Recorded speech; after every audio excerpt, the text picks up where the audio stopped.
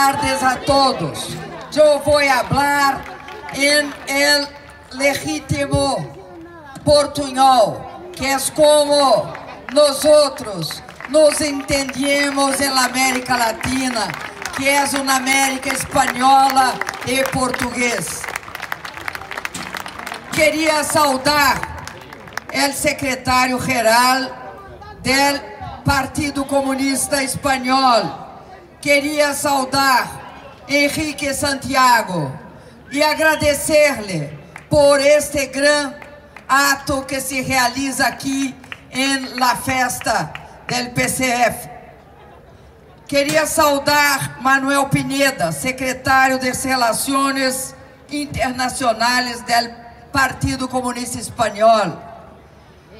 Queria saudar a Esquerda Unida, queria saudar a todos os partidos, movimentos e grupos de esquerda acá de Espanha.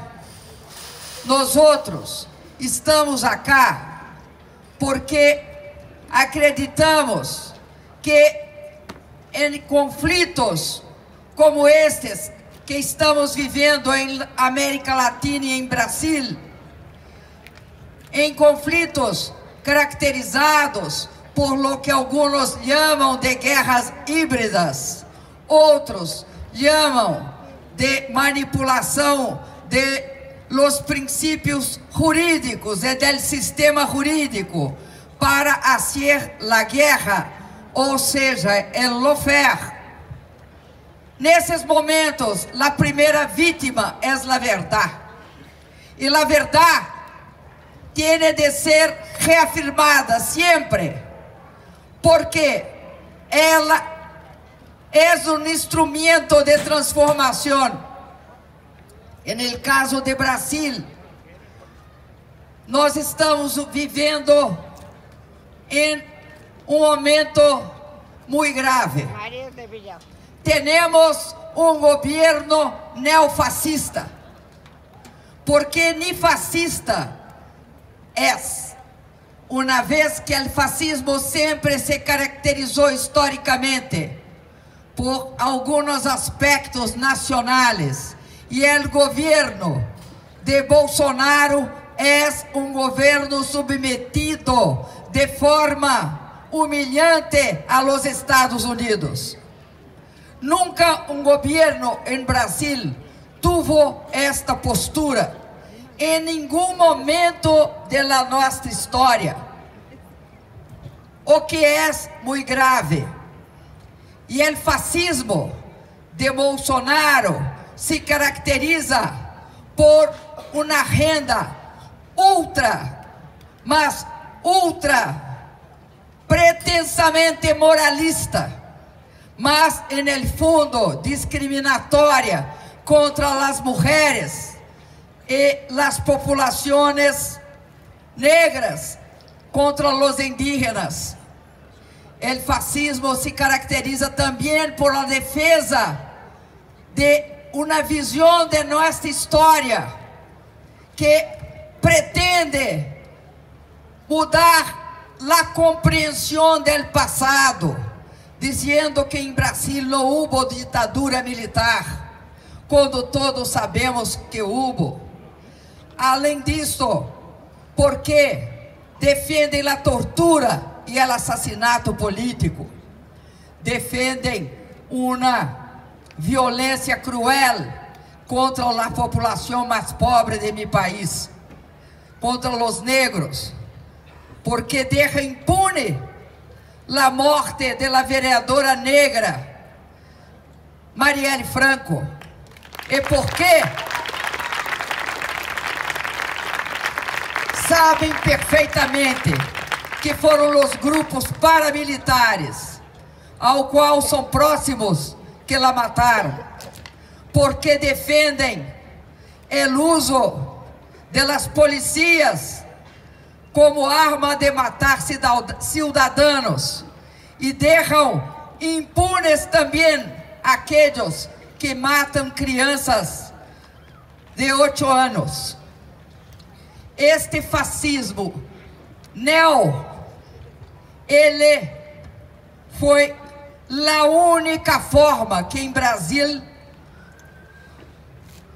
poderia para muitos implantar a renda neoliberal, porque hasta as nossas 4 eleições, as 2 de Lula e das minhas 2 eleições, nós outros barramos a perda de direito de los trabalhadores. Não permitimos reformas trabalhistas, laborales, que tornassem o trabalho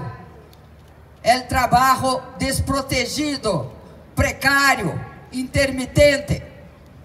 Não permitimos reformas da Previdência que acabasse com o acesso de los mais pobres a la pensión, porque se o trabalho é intermitente, nenhum trabalhador brasileiro conseguirá trabalhar continuamente hasta adquirir uma pensão.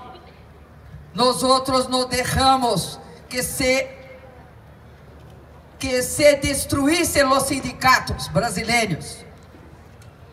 E, sobretudo, nós outros hicimos programas sociais que, pela primeira vez, tiraram o Brasil do mapa da fome da ONU. Depois de mais de 500 anos, o Brasil saiu do mapa da fome da ONU. Superamos a miséria extrema, que é diferente da pobreza. A miséria extrema são pessoas que vivem com recursos quase impossíveis de superar a subsistência, de abarcar a subsistência. Isto significou 36 milhões que saíram da miséria extrema. Significou 42 milhões que chegaram às classes médias. Hicimos programas de vivendas, hicimos programas de saúde e, sobretudo, demos inteira importância às nossas empresas públicas. Teníamos Banco de Desenvolvimento maior que o Banco Mundial em funding. Uma empresa de petróleo que é a 7ª empresa do mundo. E é tudo isto, que os neoliberais queriam se apropriar como forma supostamente de fazer uma melhoria no país. Como não conseguiram por eleições, em la última eleição, mudaram sua estratégia e passaram a construir as condições para que assumissem o poder. Para isso precisavam de fazer várias coisas. Uma de elas era nos destruir politicamente, destruir o PT, o Partido de los Trabajadores, destruir a mim e, sobretudo, destruir a Luiz Inácio Lula da Silva. Por trás da chegada de eles ao poder, tem impeachment sem crime de responsabilidade, impeachment fraudulento, tem uma operação que se chama Lava Jato e que perseguiu implacavelmente a Lula, primeiro fazendo buscas em sua casa. Como isto não impactava seu apoio popular, foram à condenação. al julgamento y a la condenación, y después fueron a la prisión, y por último a la interdicción de que él, siendo el que tinha mais apoio da população brasileira em todas as encuestas, fosse impedido de candidatar-se. Até aquele momento, muitos diziam que Lula estava preso por corrupção. Hasta aquele momento, utilizaram de todas as armas para desmoralizá-lo sem conseguir. E este mundo é diferente do passado. Se no passado a verdade para surgir levava mais de anos, as redes sociais que eles tinham usado contra nós foram usadas contra eles. Jornalista, Glenn Greenwald, de site que se chama The Intercept Brasil, jornalista, por incrível que pareça, americano, que ganhou o prêmio Pulitzer, revela diálogos entre aqueles que julgaram Lula, principalmente o juiz Moro e os procuradores, os fiscales, de grupo de fiscales que hizo uma operação específica, cujo objetivo era destruir o Partido de los Trabajadores. E essas revelações mostram juiz parcial, juiz político, uma fiscalia que tem interesses obscuros e escusos, e que foram os responsáveis por condenar Lula sem provas, porque sem crime. Esta é uma das consequências desta campanha contra Lula. A outra é que o sistema de justiça brasileiro, por causa disto, foi corroído. Porque se a justiça, fundamentalmente em nossas sociedades, tem de ter caráter imparcial, tem de respeitar o devido processo legal, a presunção de inocência. Sobretudo, esta senhora que é a justiça, tem seus olhos vendados e uma balança em la mão, porque não pode ser política nem parcial. E com Lula foram, e se sabe hoje, com ricos detalhes, como foram parciais, como foram políticos, como o condenaram sem a menor prova, e, sobretudo, sabendo que ele era inocente. O que acontece contra Lula é complô, é uma perseguição política, porque eles sabiam perfeitamente que nós jamais permitiríamos que se derrumbasse a democracia e se implantasse certas agendas neoliberais. O Brasil hoje está em questão a soberania nacional. Primeiro por la Amazônia.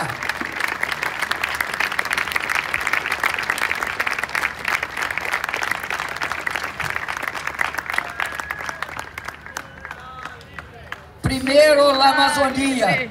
Lula libre, Lula libre, Lula libre, Lula libre, Lula libre, Lula libre, Lula. A soberania brasileira está em questão quando Bolsonaro quer abrir a Amazônia a qualquer custo, porque destrói a fiscalização, acaba com o controle por satélite de los desmatamentos, porque manipula dados que são dados que referem-se a las queimadas, a los incêndios voluntários, e estimula todos os métodos ilegais de devastação da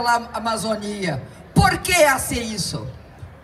Hace isso porque quer explorar las grandes reservas minerales que há en el solo amazônico. Hace isso porque quer explorar as madeiras, quer usar para produzir carbono vegetal. E isto é muito grave, porque a Amazônia é o coração do Brasil. E é bueno que todos saibam que em todos os anos do governo Lula e del mío, nós viemos reduzindo o desmatamento de forma sustentável e sistemática. A ONU reconheceu isto em 14, dizendo que levávamos o melhor programa de combate ao desmatamento e proteção da floresta. E também Bolsonaro tem desrespeito por las poblaciones indígenas de mi país. Desrespeito porque, junto com a proteção de las reservas ambientales, mas las reservas indígenas e a proteção a las regiões tradicionais, nós temos uma quantidade de território que é 11 vezes o del Reino Unido e 7 vezes o da Espanha. Não se faz isso sem monitoramento de satélite, e ele então demite o científico, físico e engenheiro que dirigia este instituto e que denunciava o uso de las queimadas como forma de dar acesso à exploração mineral. Por isso, é muito grave o que hace Bolsonaro, porque há coisas que poderão ser revertidas, outras que não poderão, e a Amazônia é uma delas. A outra é a venda das estatais brasileiras, e a outra é a privatização das escolas superiores, das universidades e dos institutos, porque Brasil, sem educação, não consegue tirar as pessoas da pobreza, nem ao mesmo tempo acessar a riqueza que só a economia de conhecimento dará. E Lula representava tudo isto, a luta antineoliberal e a luta contra o fascismo. Lula representa a junção, a síntese desta dupla luta. Hoje, Lula está preso e todos sabem que ele é um prisioneiro político e um inocente. Lula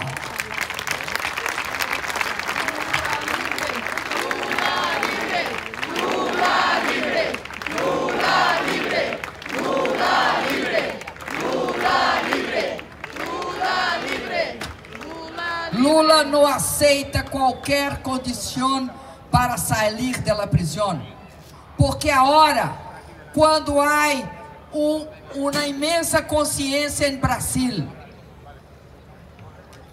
não só de partes grandes da população, mas também das camadas do judiciário, mas sobretudo de todos os juristas brasileiros, que ele é inocente, que sua situação é altamente ilegal e inconstitucional, que hace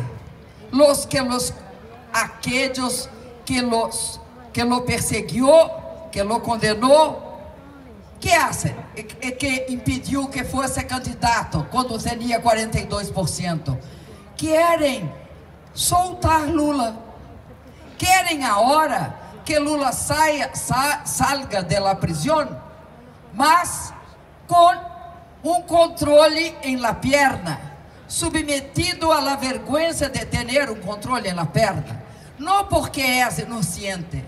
Querem se antecipar e tirá-lo por um golpezito de mano, supondo que Lula aceite qualquer coisa para sair da cadeia. Um inocente não faz isso, e Lula é inocente.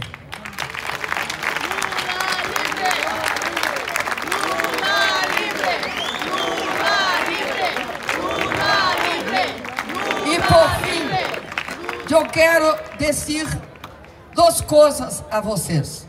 Primeiro, que em Brasil estamos resistindo, iremos resistir. E que solo a resistência de todas as pessoas no mundo do trabalho, da cultura, da produção, o mundo que defende o direito das mulheres, que luta por el meio ambiente, será o que poderá transformar novamente Brasil em uma grande democracia, em um país desenvolvido. Mas nós outros, e esta é a segunda coisa, que é mais que tudo, é um agradecimento. Eu agradeço toda a solidariedade que vocês sistematicamente nos deram, e acá está a prova.